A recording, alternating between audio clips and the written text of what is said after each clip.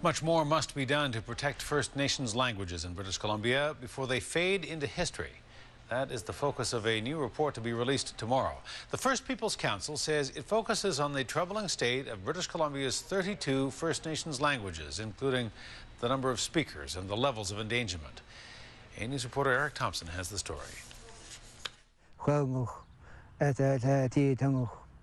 Our language is really, really important, and we can't just let it go.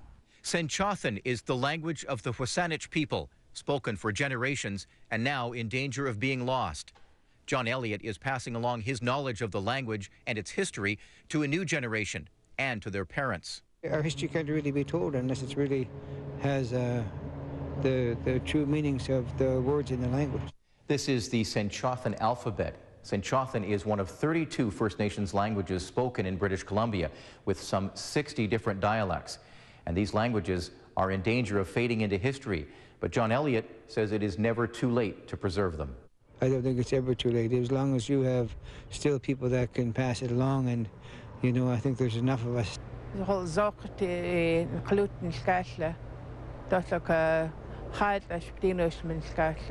Dr. Lorna Williams is from the Lillooet First Nation near Whistler. Using her traditional language, she speaks about the importance of keeping First Nations languages alive. We've reached a crisis point here.